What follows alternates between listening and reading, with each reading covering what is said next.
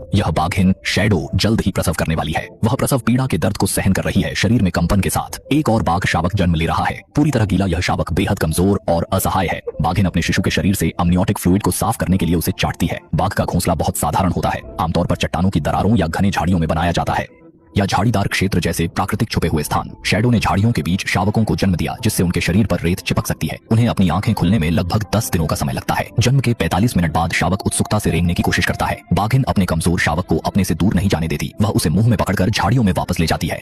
यह शैडो का पहला प्रसव है और अनुभवहीन होने के कारण उसने शावक के पिछले पैर को मुंह से पकड़ लिया। सामान्यतः बाघ को शावक के सिर को मुंह से पकड़ना चाहिए, जो सही तरीका है। शावकों को यह असहज लगता है, लेकिन बाघिन शावकों की देखभाल जल्द ही सीख जाती है। वह धीरे से शावक को मुंह में उठाकर अपने हाथों में रखती है। शैडो के पास उसकी देखभाल का समय नहीं है, क्योंकि वह जल्द ही दूसरे शावक को जन्म देने वाली है। उसका शरीर धीरे धीरे कमजोर हो रहा है। दूसरा शावक जमीन पर दब गया, जिससे दम घुटने का खतरा था। सौभाग्य से यह स्थिति गंभीर नहीं थी।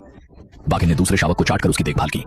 वह ऐसा करती है ताकि खुद शावक का तापमान बनाए रखे और सांसें सही ढंग से चलें। पहले पैदा हुआ शावक रेंगता रहा और उसे मां की देखभाल की जरूरत थी। बाघिन अनुभवी नहीं थी, लेकिन उसका देखभाल करने का ढंग अच्छा था। यह रॉन और शैडो की संतानें हैं। दोनों शावक अब स्वस्थ हैं। बाघिन का पहला प्रसव सफल रहा, लेकिन मौजूदा हालात में ऐसा लगा कि वह शावकों के प्रति थोड़ा निरुत्साहित थी। दोनों शावक स्वाभाविक रूप से एक दूसरे के करीब हो गए। उनकी उपस्थिति एक दूसरे को समझने जैसी लगती है।